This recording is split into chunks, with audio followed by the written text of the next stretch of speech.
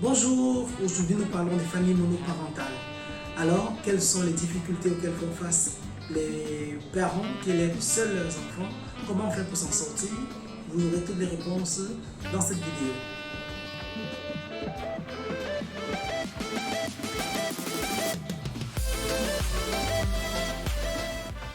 Monsieur Marius Tiasseb, vous êtes pédopsychologue. Merci de nous recevoir chez vous. C'est moi qui vous remercie d'être venu. Alors parlons ce jour des familles monoparentales. Ce sont des foyers composés d'un seul parent, soit du père, soit de la mère. Mais dans 80% des cas, il s'agit de la mère célibataire qui s'occupe de l'enfant ou alors des enfants.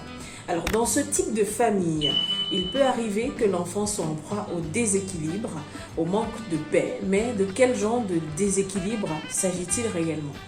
Alors, ce que je dirais d'entrée de jeu, c'est qu'il faut savoir que tout comme dans les familles recomposées, les familles monoparentales aujourd'hui gagnent du terrain. Elles gagnent du terrain dans la société dans laquelle nous évoluons. Et vous savez, pour l'équilibre psychique, psychologique et l'épanouissement de l'enfant, généralement, il a besoin d'évoluer dans une famille avec un père et une mère. Oui. Parce que chaque acteur, chaque composant de la famille a un rôle spécifique dans l'évolution psychique de l'enfant. Donc, dans une famille monoparentale, vous voyez, donc, il y a un effort que l'autre parent doit faire pour essayer de compenser l'absence de l'autre. Donc, ce qui crée donc chez l'enfant une situation, ce qui pourrait créer chez l'enfant une situation de déséquilibre, notamment sur le plan psychique. Puis, par exemple, un enfant, comme vous avez évoqué les statistiques de 80% qui évoluent dans les familles monoparentales avec pour son parent la mère, Oui. on se rend bien compte que dans ces familles, généralement la question de l'autorité, du respect des règles, pourrait poser problème. Parce que généralement, de façon naturelle, le père représente un peu la figure d'autorité, la figure de séparation, la figure qui impose des règles. Et la mère, de façon naturelle, c'est la figure d'amour, la figure d'attachement. Oui. Donc, sur le plan du respect de l'autorité, des règles et des instances, ça pourrait effectivement poser problème. Mais également, la question de la surprotection parentale pourrait également se poser. Parce que pour compenser l'absence de l'autre parent, les mamans parfois se retrouvent en train de surprotéger. Soit parce que, ou de jouer les deux rôles, ou en vouloir jouer les deux rôles, et ce qui n'est pas toujours évident. Donc, effectivement, il pourrait y avoir un certain nombre de problèmes, mais encore nous aurait dit de façon généralisée. Oui. À chaque cas, il va falloir évaluer pour voir un peu s'il y aura des problèmes, par exemple, d'une trop grande fusion, c'est-à-dire une relation qui est restée trop fusionnelle et la séparation n'a pas pu se faire. Oui. Ça, c'est dans un cas. Dans l'autre, ce sera que la séparation, parce que le moment où le parent Est surprotecteur. est surprotecteur, ou encore qu'il se démet et il n'a pas le temps vraiment de compenser le rôle de l'autre parent. Donc, il y a véritablement là une question d'équilibre psychique qu'il faut pouvoir tenir compte.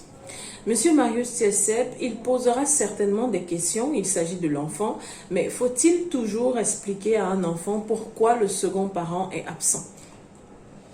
En général, quand les enfants posent les questions, il faut savoir qu'ils ont déjà eux-mêmes leur idée ou leur opinion. Sinon, ils ont la réponse entière. Oui. Donc, et parfois, ils veulent entendre la réponse de la bouche des parents. Donc, il est important de savoir ce qu'il faut leur dire à ce moment-là. Et il faut éviter surtout de leur dire des mensonges. Parce que les enfants, lorsqu'on dit des mensonges aux enfants, certains peuvent le croire sur le champ, mais en grandissant, ils auront bien le temps d'établir, de faire le lien, se rendre compte qu'ils ont été mariés, qu'on leur a menti. Et ça effrite la relation. Oui.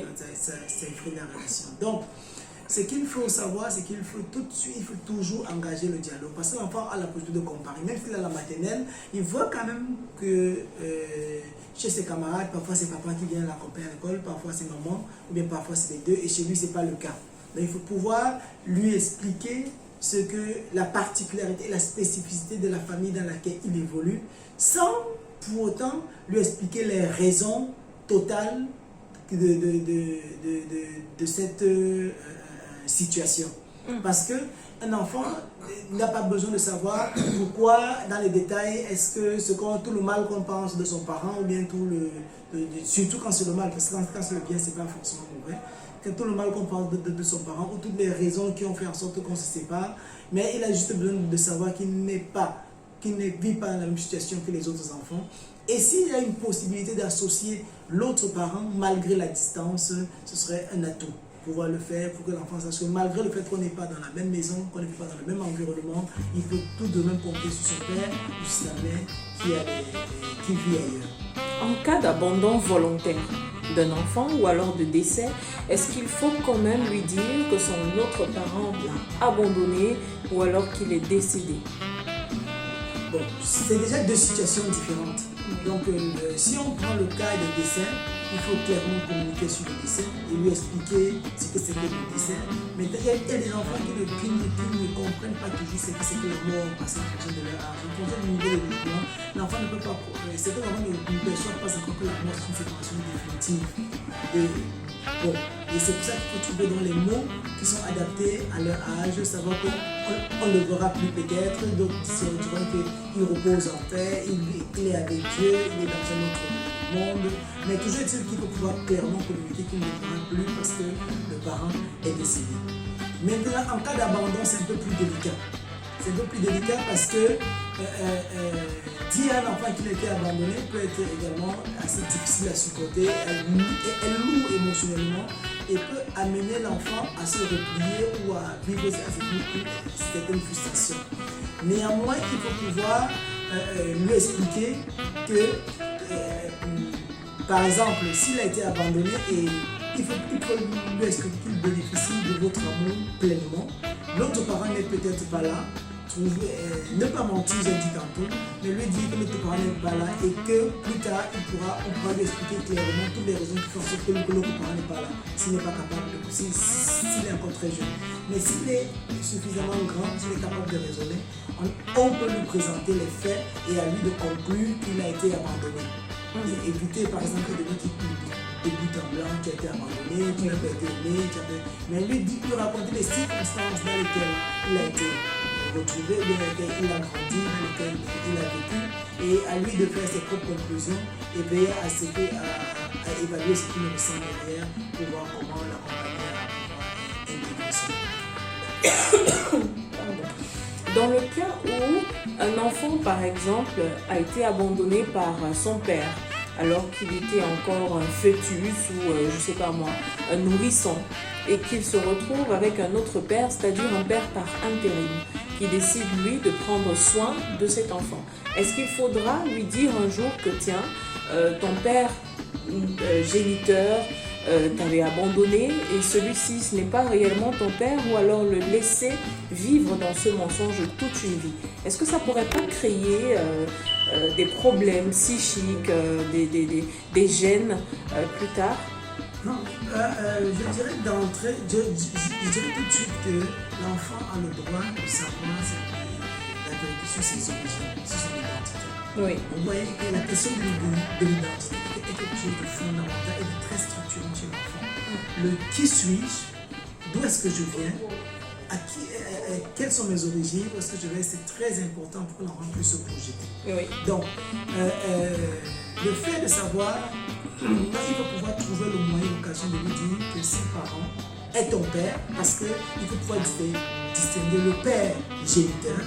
Là, on est dans le concept de la génitalité. Le père géniteur, c'est lequel dépose la semence du père, du père affectif qui t'a élevé, qui t'a nourri, qui est évidemment ton père. Donc, la question du père ici n'est pas forcément celui qui a laissé la semence. Mais il doit pouvoir clairement savoir qu'il a un père qui a laissé la semence, qui est son père biologique, et pour des raisons qu'on doit lui expliquer, certainement en fonction de son âge, comme je disais tout à l'heure, il a été accueilli par notre père plein d'amour, qu'il a élevé, qu'il a éduqué, et il comprendra à ce moment, et quitte à lui de décider de recherche. Parfois, il a besoin de se réconcilier avec ses origines. C'est-à-dire aller vers ce père-là pour le rencontrer, pour discuter avec lui, pour savoir pourquoi ça s'est passé et avant de pouvoir évoluer et se construire. Parfois, il en a besoin. D'autres, chez certains enfants, ce n'est toujours pas le cas, mais il ne faut pas lui en priver. Oui. Donc voilà, donc c'est extrêmement important de pouvoir le lui dire et trouver également parce que le fait de ne pas le lui dire, et s'il se rend compte un jour, il pourra vous en vouloir, par exemple, de lui avoir caché quelque chose d'aussi important parce que Oui. ce n'est pas le plus absolu de savoir la vérité sur ses origines. Bien. Alors, en tant que parent aussi, on chute par là, bien sûr.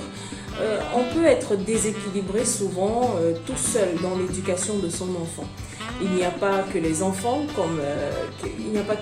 qui peuvent être déséquilibrés. Alors, comment l'adulte, lui, il devrait gérer tout cela? Mais l'adulte doit savoir que l'éducation de l'enfant est faite de haut et de bas, est faite de difficultés, de joie et de peine. Également, l'enfant parfait n'existe pas. Donc lorsqu'on a un enfant, il faut bien sûr s'attendre chaque fois à ce qu'il y ait des gaffes, à ce qu'il y ait des reprises et qu'on doit pouvoir intégrer que les erreurs d'apprentissage font partie du parcours. Si vous avez un enfant qui ne commet pas de bêtises, qui ne commet pas d'erreurs, c'est qu'il y a un problème.